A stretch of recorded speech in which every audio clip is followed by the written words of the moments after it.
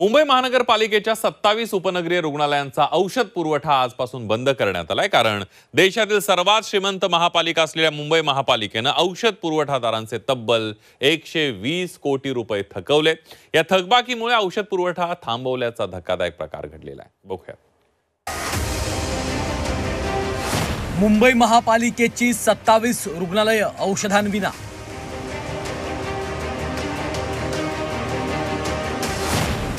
120 कोटींच्या थकबाकीमुळे औषध पुरवठा थांबवला।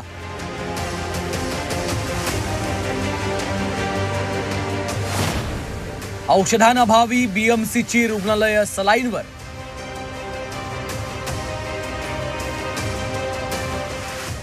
मुंबई महापालिकेची आरोग्य सुविधा देशात सर्वाधिक चांगली समजली जाते, पण याच मुंबई महापालिका प्रशासनाने औषध पुरवठादारांची 120 कोटींची थकबाकी थकवली आहे।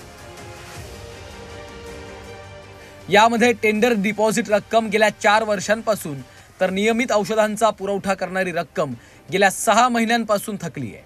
त्यामुळे या पुरवठादारांनी 27 उपनगरीय रुग्णालयांना केला जाणारा औषध पुरवठा सकाळी 10 वाजल्यापासून बंद केला आहे। जोपर्यंत पालिका आयुक्त याबाबत पैसे कधीपर्यंत देणार हे लिखित आश्वासन देत नाहीत, तोपर्यंत पुरवठा सुरू करणार नसल्याचं औषध पुरवठादारांनी स्पष्ट केलं आहे। सप्लायर्स का बीएमसी के अंदर तकरीबन मेडिसिन सप्लाई का 120 करोड़ रुपये आउटस्टैंडिंग है और 120 करोड़ रुपया जो है वो उसमें विजिलेंस के पास तकरीबन 100 करोड़ रुपये आउटस्टैंडिंग है, जो कि वो हर एक रेट कॉन्ट्रैक्टर से जो बीएमसी सप्लाई को हम बीएमसी को सप्लाई करते हैं मेडिसिन, तो हम सभी का जो है 10% अमाउंट वो साइड में रख। या विषयावरनं आता राजकारणही चांगलंच रंगू लागलं असून शिवसेना ठाकरे गट आणि भाजप आमने सामने आली आहे। आज 160 करोड महानगरपालिकेच्या माध्यमातून द्यायचं आहे।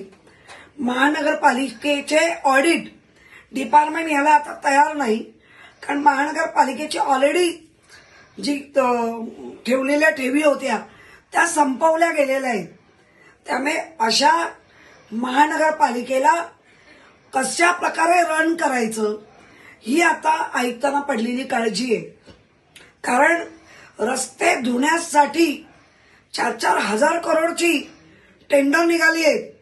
वेगवेगळे कॉन्ट्रॅक्टसाठी करोडो रुपये खर्च करतात, कोट्यवधी रुपये खर्च करतात आणि तुम्ही ॲडव्हान्स मोबिलायझेशन देतात, ॲडव्हान्स देतात आणि या औषधसाठी तुम्ही पैसा देत नाही। हे कुठे ना कुठे महानगरपालिकाचे प्रशासकवर एक मोठा जे जबाबदारी आहे, ही जबाबदारी ते पार पाडत नाही असं एकंदरीत दिसत आहे। औषध पुरवठादारांनी कोणत्याही परिस्थितीत औषधांचा पुरवठा रोखू नये असं आवाहन उद्योग मंत्री उदय सामंतांनी केलंय। थकबाकीच्या मुद्द्यावर लवकरच तोडगा काढण्याची ग्वाही देखील सामंतांनी दिली आहे। की शासनाचे पैसे जर पेंडिंग असतील तर नक्की त्यांना मिळतील, थोडा धीर त्यांनी धरावा, परंतु औषधाचा साठा जर आपण थांबवला तर त्याचा परिणाम रुग्णांवर होऊ शकतो, रुग्णांच्या जीवाशी खेळल्यासारखं होईल। त्यांचे 120 कोटी रुपये जर द्यायचे असतील तर त्याच्यामध्ये देण्यामध्ये मी देखील स्वतः पाठपुरावा करेन, आम्ही सगळेच पाठपुरावा करू, परंतु त्याच्यासाठी औषधाचा साठा थांबवणं हे योग्य नाही। तातडीनं हे पैसे दिले गेले पाहिजेत अशा पद्धतीची आम्ही देखील विनंती माननीय एकनाथ शिंदे साहेबांना करू। एकनाथ शिंदे साहेबांकडे महानगरपालिकेचं नगरविकास खातं आहे। औषधांची बिलं देण्यास दिरंगाई का होते याची चौकशी करण्याची मागणी होती आहे। मुंबई महापालिकेकडे हॉस्पिटल्सच्या औषध पुरवठादारांना पैसे देण्यासाठी निधी नाही का असा सवाल या निमित्तानं विचारला जातोय।